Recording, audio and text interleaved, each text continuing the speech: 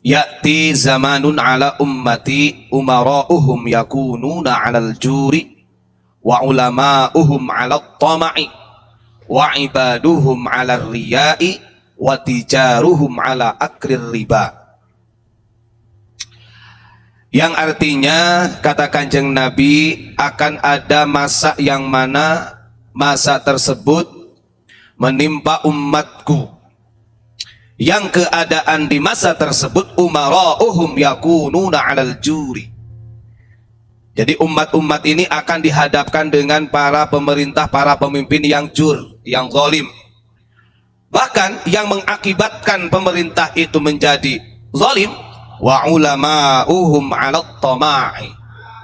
Umat ini sudah dihadapkan dengan ulama-ulama yang tamak. Mau itu tamak secara keduniaan ataupun dan lain sebagainya. Zaman sekarang ini ketika diundang ceramah juga ada tarifnya kok ya. Macam-macam variatif tarifnya, tergantung radius. Ada ratingnya juga. Wa ibaduhum 'alal riya'i, dan ibadahnya ini penuh dengan riya. Nah, ini kalau kita lihat cara ibadah yang riya itu, ini sebenarnya orang masyarakat Indonesia bisa membaca yang riya itu yang bagaimana, kan begitu. Wa tijaruhum 'ala akrir riba, dan perniagaannya ini selalu berada dalam keribaan. Nah, ini agak berat sebenarnya kalau kita kaji. Karena begini, kadang-kadang di zaman sekarang ini orang akan lebih percaya dengan para dai yang memang nominalnya mahal, kemudian stylenya menjanjikan, bahkan walaupun yang disampaikannya sebenarnya justru yang keluar dari mulut mereka inilah yang menjadikan adu domba. Bahkan tidak segan-segan mereka itu adalah mempolitisasi agama. Makanya pantas ketika Gus Dur almarhum beliau mengatakan ada kelompok yang sok membela Islam, Islam kok dibela. Yang ada kita ini sudah dilindungi, dibela sedemikian rupa oleh agama Islam. Kan begitu. Bahkan kalau kita lihat di media sosial sekarang ini dengan kemunculan Abu Yamamah Ghufran ini, banyak orang yang ketir, agak sedikit kelojotan, bahkan dikaitkan dengan operasi intelijen hitam lah dan lain sebagainya. Kalau dipikir secara psikologis berarti ada ketakutan yang sangat sebenarnya yang lagi menimpa mereka. Ya bagaimana tidak, kalau kita lihat dalam hadis Nabi ini kondisinya persis. Ya, bahkan dalam hadis yang pernah saya sampaikan di beberapa malam yang lalu itu, memang akan ada tahun sanawatun khadda'atun, tahun-tahun kebohongan. Kenapa disebut tahun kebohongan? Di situ dijelaskan, wa yusaddaqu biha al-kadhib wa yu'tamanu biha al-kha'in. Orang benar disebut bohong, orang yang berdusta disebut jujur, orang yang amanah disebut khianat, orang yang khianat disebut amanah. Yang ini udah bolak-balik. Dan ini terjadi. Makanya sering kita katakan dengan ramainya di media sosial dan lain sebagainya, ini kembali sedikit saya ingin membahas mengenai tentang adanya polemik nasab. Lagi-lagi kalau mau disadari, yang menghancurkan martabat atau marwahnya para habaib tiada lain tiada bukan itu karena ulah habaib sendiri yang memang mentalnya mental, ya tadi saya katakan mental tomak tadi, sehingga tidak bisa menjaga leluhurnya. Ada orang yang berkomentar begini, dari dulu kayaknya gak pernah ada tuh permasalahan dengan para habaib. Ya sebenarnya bukan gak ada, sudah ada, cuman dulu lebih elegannya. Kenapa? Karena bisa legowo saling menerima, sehingga ukhuwah itu gampang terbentuknya. Kan begitu. Pada saat ini kenapa lebih sulit? Karena ada kebohongan-kebohongan yang disembunyikan secara kesengajaan, yang sampai dini hari belum bisa legowo. Coba kalau bisa legowo. Saya sering mengatakan, andai kata legowo dalam hal apapun itu, umat gak akan kemana. Umat tidak akan berkurang, umat tidak akan pernah hilang. Ya mungkin bisnisnya juga tetap berjalan, kan begitu. Makanya yang lebih ironisnya lagi kan begitu, pada saat ini justru orang-orang kita lah yang jadi bentrok. Nah ini naudzubillahi min dzalik, jangan sampai.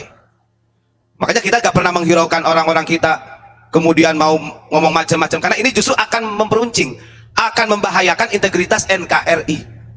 Dan gak ada ceritanya, andai kata semuanya bisa legowo, ketika mungkin, nah ini kemarin kan ada sempat orang yang istilahnya ingin menjadi penengah saja itu dianggap macam-macam, padahal orang ini ingin menengahi. Ramai itu di media.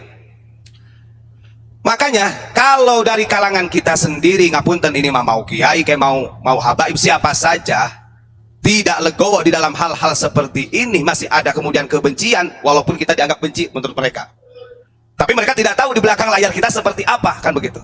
Gak apa-apa.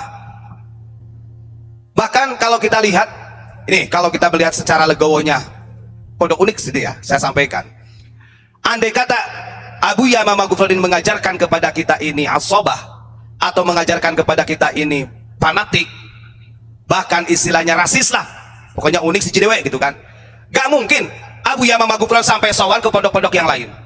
Itu bukti, walaupun secara umur Abu Yama Magufruddin lebih tua sebenarnya secara etika ya, tapi demi untuk menyatukan ukhuwah dan memang silaturahim ini dianjurkan untuk sesama muslim, beliau tetap datang.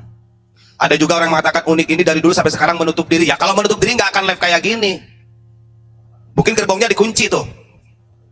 Welcome 24 jam pesantren Unik. Maka saya sering katakan monggo, ketika ada orang-orang yang memang kurang paham dengan, atau mungkin dengan beredarnya media sosial, kemudian yang menggiring opini bla bla bla macam-macam, Anda datang ke sini kita jelaskan. Kalau memang ingin mendengar penjelasan. Beda lagi kadang-kadang. Ada orang yang datang memang tujuan bukan untuk tabayun, sengaja ingin menyudutkan. Nah beda lagi kalau tujuannya begitu. Yo sikat lagi kalau gitu bagus. Itu ya. Kita ingat yang diamanahkan oleh baginda Rasul tadi. Zaman-zaman seperti ini sudah terjadi. Makanya kadang-kadang ada orang yang bertanya, terus kita ini yang di bawah bingung ini Pak, harus ikut ulama yang bagaimana, harus ikut kiai yang bagaimana, kan begitu. Padahal makanya itu pentingnya belajar ilmu, itu kita supaya bisa memilih guru yang harus diikuti. Nih, ketika ada orang salah satu pemimpin besar ya, pemimpin besar yang mengatakan, bahkan tidak segan-segan menyebut nama Abu Yama Magufruddin, bahkan ini ada dorongan kuat kepada MUI untuk mengambil sikap, kan begitu kan. Jelasin aja Pak, Habib Rizik gitu ya, aja, itu yang ngomong gitu. Nah ini kalau dikembalikan, kalau kita lihat khususnya orang-orang Sunda, orang-orang Jawa Barat, ini ada sesuatu yang betul-betul menyakitkan. Ketika Sampurasun, dia kemudian diplesetkan menjadi Campuracun. Nah ini kan kalau orang-orang Sunda atau andai kata orang Jawa Barat benar-benar menyadari, harusnya paham itu adalah salamnya memang orang-orang Sunda. Gak bisa andai kata kemudian dia, kecuali begini, jangan dipelesetkan dengan Campuracun. Andai kata itu adalah temanya menjelaskan tentang salamnya menurut agama Islam, assalamualaikum, monggo gak jadi masalah.